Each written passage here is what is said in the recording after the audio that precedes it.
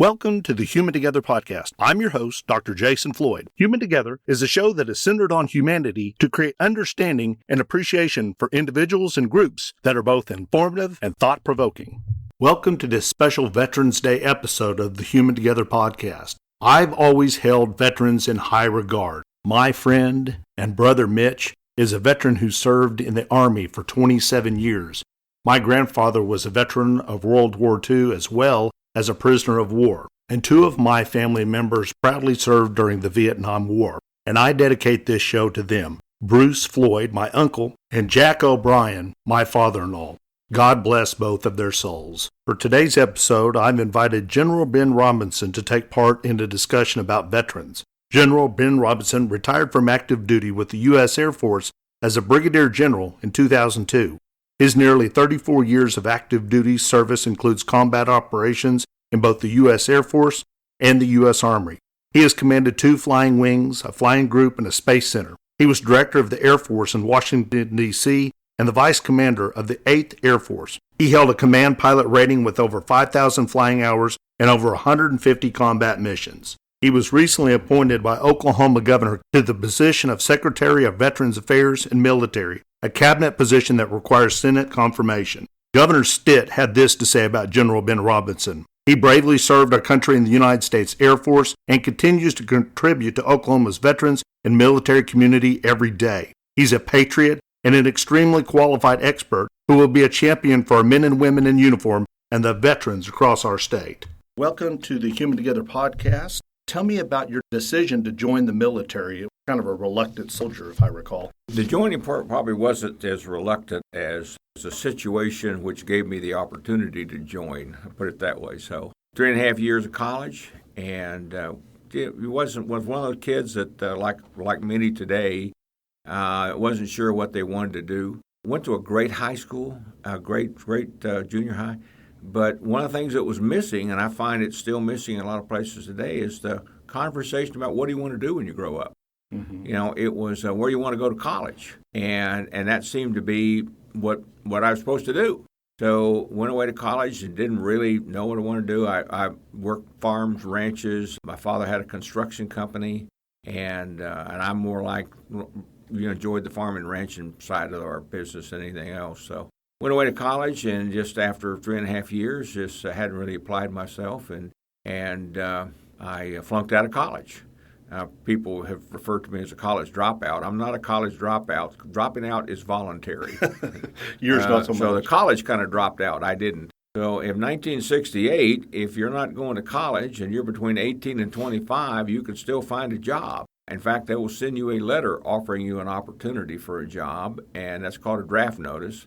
So once I realized that I was in that situation, I decided, well, I really didn't want to be drafted. Mm-hmm. I really wanted, if I'm going to go in the military, I wanted to go in as a volunteer. So I went over to Amarillo, Texas, and enlisted in the Army. And I thought that there was a warrant officer helicopter program at the time, and I thought, well, that'd be something good to go into. And a friend of mine had gone into the Army and gone to the NCO track, and I thought at the time there's probably more opportunities in the Army than any place else, so I joined the Army.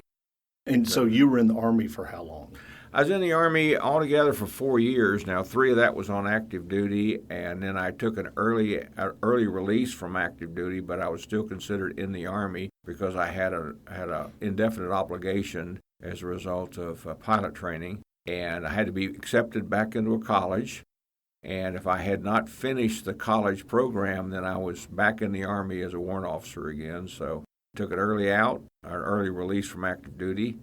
Was in kind of a reserve status for a year. And then when I enlisted in the Air Force, I went straight from the Army one day to the Air Force within a matter of minutes, raising my hand. And so when you joined the Air Force, were you essentially starting over as far as rank? I was starting over. I joined the Air Force as an Airman E2. What was your job when you were in the Air Force? Well, I was a trainee, basically. So I went in the Air Force, and they didn't really want to send me to basic training. I was trying to get into OTS, Officer Training School, and I had completed the requirements for a degree. So I had what they called a degree completion certificate, but I did not have a diploma. So I was not officially a college graduate. So I had to enlist in the Air Force and then apply to OTS, which I did, and I got accepted into officer training school and basically started all over again. Graduated from that as a second lieutenant and went to pilot training again and started at the bottom just like anybody else. And you went on to have an illustrious career that ended up at the rank of general, correct? Yeah, I was a brigadier general. I don't know if you call it illustrious or not. It was exciting. It was adventurous. It was highly successful, I guess you would say. But it was something that I just absolutely enjoyed every day of it. You know, I don't think all my bad days add up to a bad week. So wow. Whenever I finally made a decision to retire, my wife and I decided that instead of continuing my career, which was going to be another move overseas, we were stationed here in Oklahoma City with the AWACS wing, and we were going to leave her home. She's from Shawnee, Oklahoma. We had grandkids. Two of our children lived here, so decided to hang it up. And I decided that 34 years was probably long enough. So I decided that I would retire and seek opportunities outside the military. I understand. Yeah. Well, this is a far-reaching question and pretty broad. What would you consider your proudest moment while serving in either the Army or the Air Force? I tell you, there's so many of them. I don't know which if I could pick out as my proudest moment. Certainly, the morning of 9/11, while it was a tragic morning, I was very proud of the way the AWACS wing came together immediately. We had already launched airplanes that morning. They immediately got involved in what was going on. Our airplanes was over New York City an hour after the attack. Another airplane flew with the president all the way back to Washington, D.C. that night. So I was very proud of the way our wing operated, and we stepped right up to flying 24 hours a day, 7 days a week for 9.5 months. Wow. While we still had airplanes deployed in Turkey, Saudi Arabia, Oman, Alaska. So we were probably the heaviest task wing in the Air Force. I was very proud of that time. Were you directing all that from Tinker Air Force Base? Well, the way they were, all the local airplanes, which covered all the United States, and then they brought 5 NATO airplanes over, that was all being directed out of Oklahoma City, out of Tinker, out of our wing. 5 NATO airplanes attached to us. We got our orders out of 1st Air Force Headquarters, the NORAD, what they call the Air Operations Center, and it's Tyndall Air Force Base, Florida. General Larry Arnold and I became very good friends, and that was where our taskings came from. But we operated, we put the crews together, flew the airplanes all out of Tinker Air Force Base. Wow, that was quite an operation. You've recently been named from the governor to the Veterans Affairs and Military. What issues do you address currently? You just started that role when? Well, I'm not real sure when I started, to be honest with you, because there's a nomination, then you have interviews, and then you go before the Senate for confirmation. So I'll say that the last week of April, first week of May, so maybe 1st of May, we'll call it that. So May, June, July, been in the job for about 90 days, a little over 90 days. The title is Secretary of Military and Veterans Affairs. It's a cabinet position. Associated with the secretary is the Oklahoma Department of Veterans Affairs, ODVA, and that's on the veterans side. Then on the military side, we have all the active duty military bases. That'd be Vance Air Force Base, Tinker, Altus Air Force Base, Fort Sill, and the Army or the munitions depot at McAllister. So on the veterans side, one of the things we've kind of talked about in our goal and our vision is that from the time someone enlists with a recruiter or through ROTC, there's kind of an unwritten promise that becoming a veteran is going to be a lifelong experience for you, that you'll serve your active duty time, be a transition to civilian employment, there'll be education and training, and then there'll be relationships with various veterans organizations. There'll be health care programs for you if you become injured in the military. There is veterans centers, which we have 7 of them here in Oklahoma City. And then someone's going to fold up a flag at the end of your life and hand it to one of your loved ones, and we're going to honor you as a military veteran. So there's an entire spectrum there, and what we want to do is make sure that is a continuous spectrum, that there's not big gaps in that spectrum. We have probably close to 500 veterans organizations around the state of Oklahoma. I would call these veterans organizations islands of excellence. The problem we have is there's not enough bridges between our islands. So what we want to be able to do is connect these islands of excellence so that this spectrum from beginning to end is seamless because we've tied together these islands. So if you end up on the wrong island, we want to make sure that you end up on the right island. So you go in to see a benefits person and maybe you want to get GI Bill, maybe that's not the right place you should have gone, so we need to make sure we get you to the right place. Do you tackle things like PTSD that soldiers are dealing with after they've served? So let me make sure that you understand this, the situation we have, which is a good partnership. There's a federal Veterans Administration. They run our veterans hospitals. They're the ones our GI Bill comes from. They're the ones that ultimately pay out the veterans' benefits, whether it's a disability benefit or survivor's benefits. So there's a federal system. Then there's a state system. So I'm on the state system side. So the medical care and medical benefits all come out of the federal system. But we assist the federal system and we assist the veterans with PTSD and other problems, and we help them get their benefits for disabilities. I mean, everything down for hearing, injuries, skin issues due to Agent Orange. We're still a lot of Agent Orange people from Vietnam. So we kind of have a partnership. So we are in a supporting role to the VA hospital and the VA administration, federal VA administration. But we also do some kind of some counseling.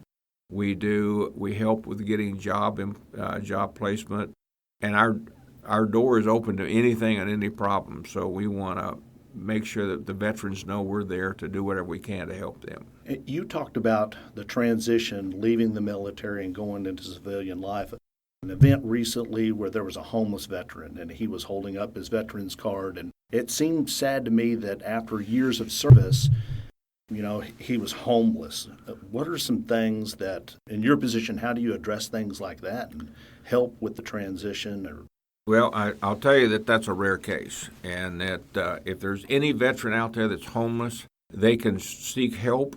There's no veteran organization that won't find some way this person gets into a shelter, gets into some kind of a sustainment mode. So the people you see often standing on street corners that are holding up homeless veterans signs, I hate to use the word suspicious, but I want to see them get help, because there is thousands of organizations, maybe not thousands, but hundreds of organizations out there that will help any veteran. The reason we don't want to see that, and we want to be able to help them, is two reasons. Number one, we just want to help the individual. Yes. Number two is that's a bad image for others that we see that we're not taking care of our veterans. So first of all, we want to make sure that person is taken care of. Second, we want to make sure that we have a system that supports any veteran for any problem, anytime. And I believe that is more the case than not the case. Yeah. I would have been suspicious, too. He was holding up his military ID, and it just seemed sad to me. But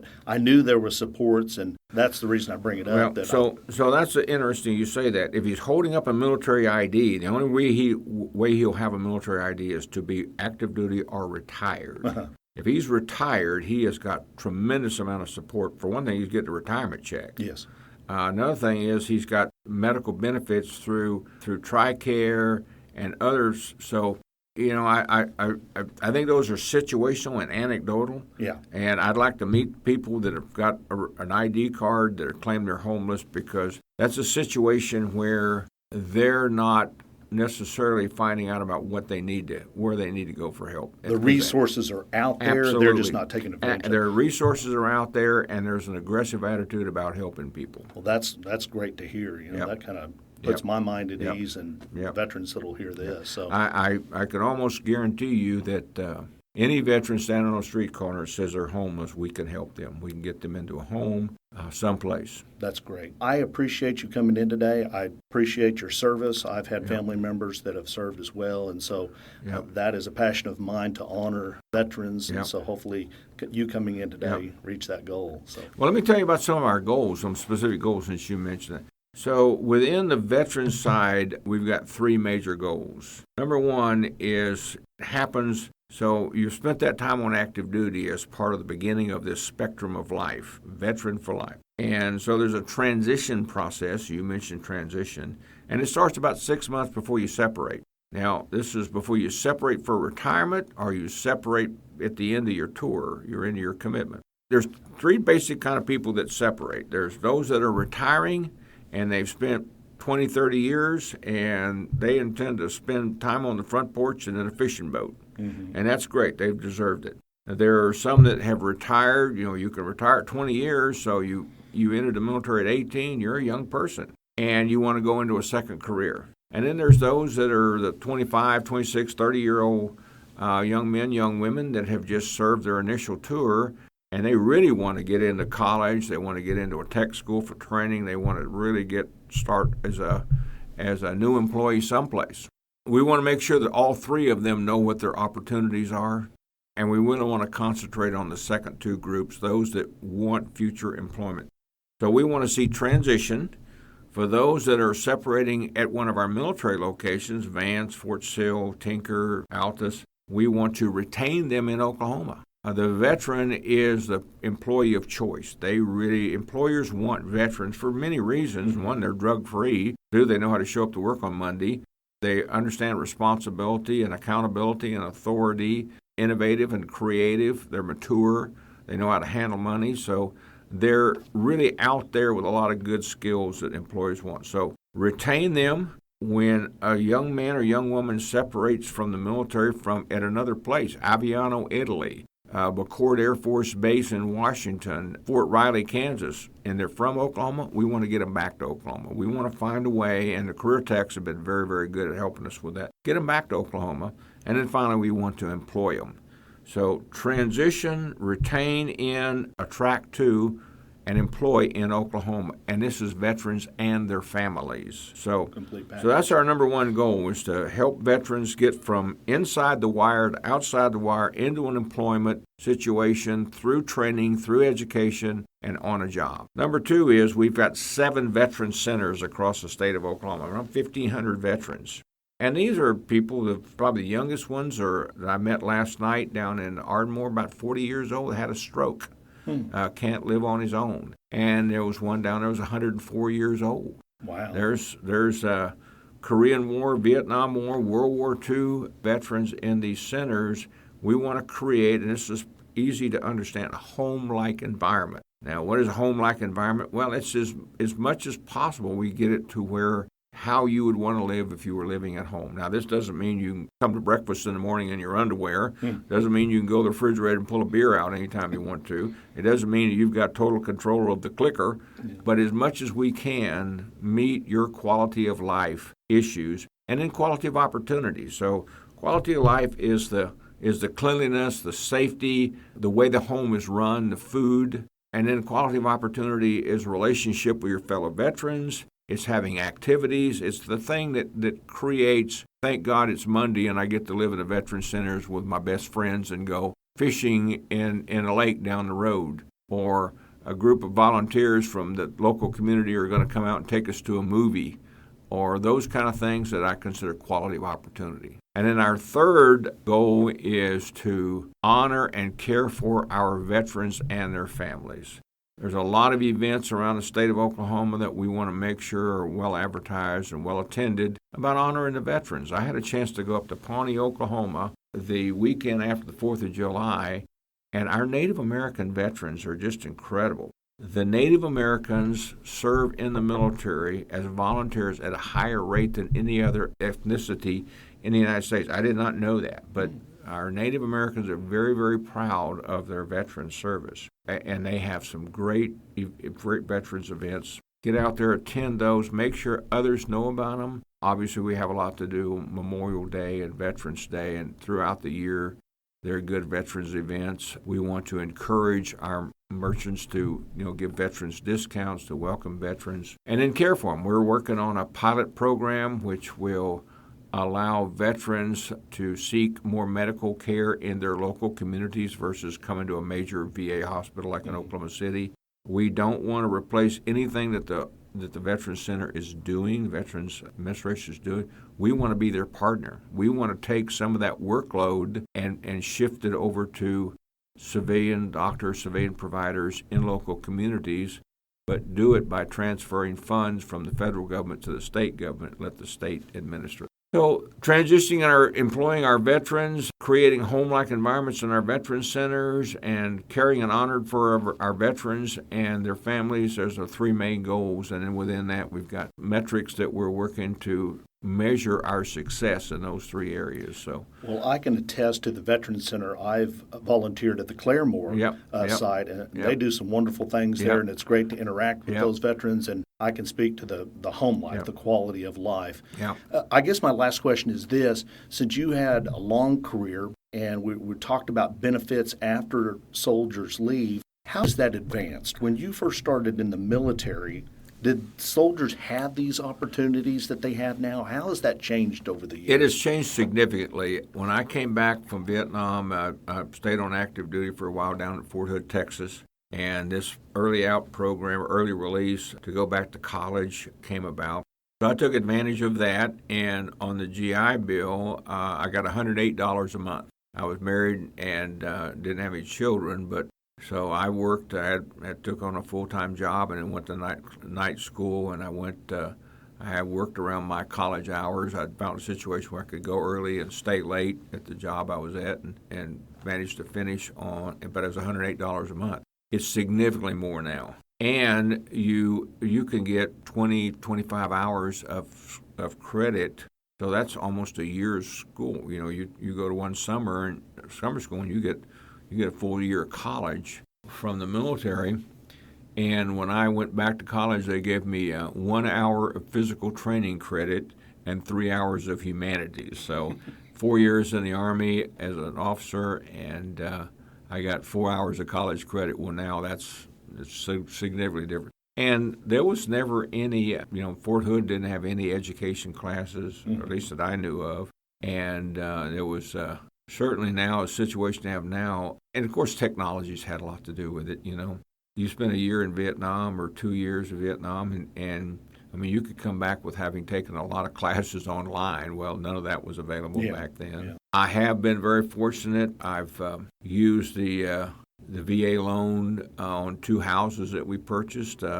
Military people have a rough time buying houses, primarily because you buy a house and 3 years later you've got to move and you got to do something with that house, and if you can't sell it, you end up renting it. And there's a lot of veterans over the years have lost a lot of money on house deals. We were very fortunate in that we sold a house here in Oklahoma City in 1983 during the oil bust, and there were people selling houses that were losing $20,000, $30,000, $40,000, and we managed to basically break even. So those things have improved so much. You just see ad after ad on TV now. USAA is a great insurance company, veterans. New Day, the one where the Navy Admiral was advertising his program. So there's just a lot of opportunities out there for veterans to be successful.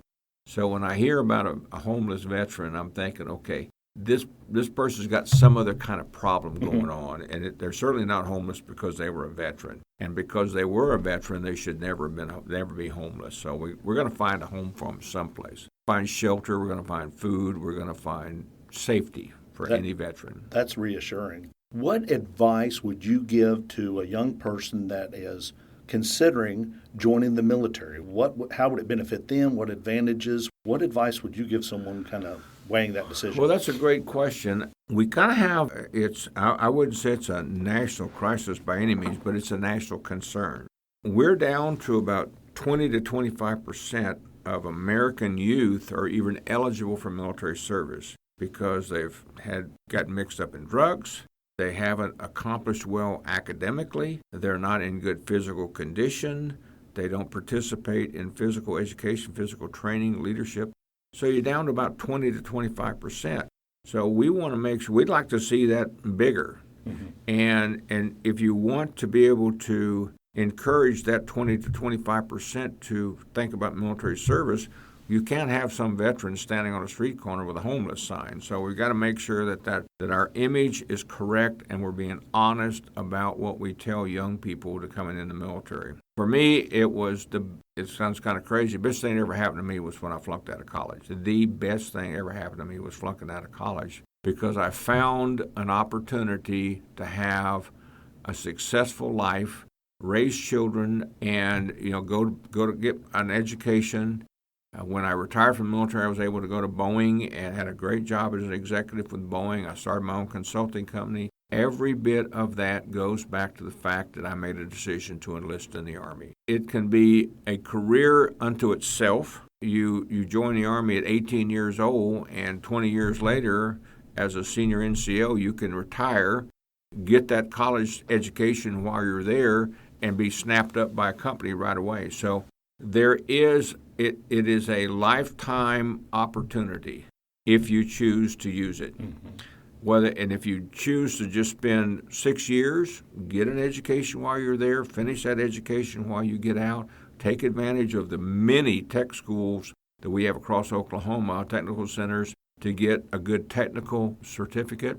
All of our community colleges offer great opportunities for veterans. You get out of the military, and a year, 2 years later, you've got a technical certificate, an associate degree, and employers will want you to come to work for them.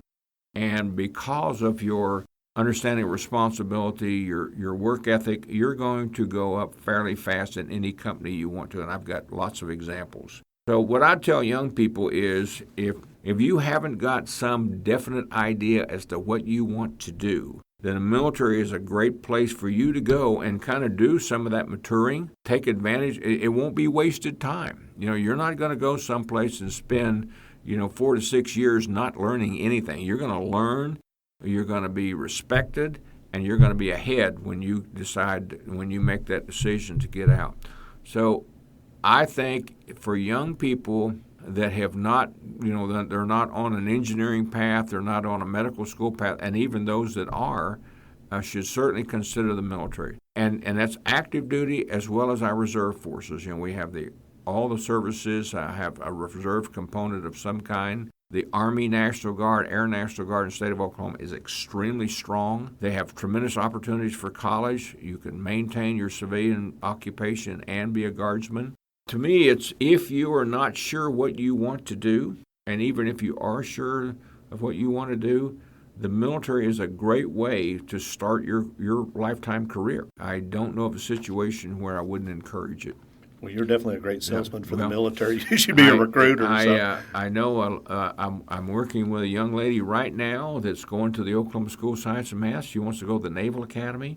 I've worked with a lot of students over the years. I've worked with when Representative Langford, now Senator Langford, his nomination board or panel, where young people come in and we talk to them and we make recommendations to the then Representative, now Senator, on whether or not we should offer a nomination. He should offer a nomination to these people. And highly motivated, cream of the crop kids. I mean, very GPAs, they're at the top of the scale, very active in school sports, very active in volunteerism. So the young people that I see that are wanting to go into the military academies are top-notch, just absolutely great people. And what first thing we tell these young people is, this is not about going to a military academy. This is about having a career as an officer in the military. It's not about that really nice school on the edge of the foothills in Colorado Springs. It's about being a military and Air Force officer.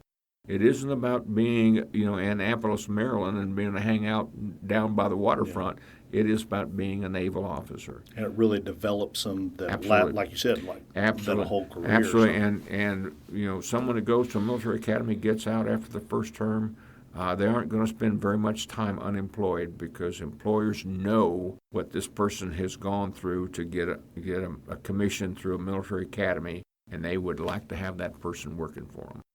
Well, I appreciate you taking the time, clarifying some issues that were of concern to me, and also speaking to the benefits of veterans. And so I appreciate, one, your service, and two, what you continue to do for veterans at the state level. So thank you so much. I was thinking about this the other day, and I kind of have 4 phases to my life. There was that first phase that was, I'd say, between the time I was born and 21. That's kind of the character building phase, you know. You learn from your parents what character's all about. You learn the value of hard work, and I certainly did.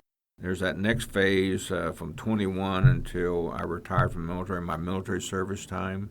Then I consider the next phase kind of my business leadership time. And now my time is a service time. So now I intend to spend my last years of my life going from what I'd call the, kind of looking at success, significance now. I want to be able to look out the window and see things that I was able to do, not just look in the mirror. Yeah. So I'm into that service phase of my life, and certainly part of that has been working with Career Tech and being able to be significant, helping others meet their goals. So, and I think I got all that from being in the military. Well, I don't have to look very far for heroes. I believe I'm sitting right across from one during this interview, so thank you so much, sir. I appreciate it. Well, thank you. Appreciate it. I am truly indebted to the men and women of the armed forces, a debt that I could never repay, but one in which I'm eternally grateful for. I believe that the freedoms that we have as Americans are maintained through the valiant effort of soldiers. Today, take the time to thank a veteran for their dedication and their service. I will close this episode with two well-known quotes. A soldier doesn't fight because he hates what is in front of him. He fights because he loves what he's left behind. And understand that all gave some, but some gave all, so we could continue to be human together.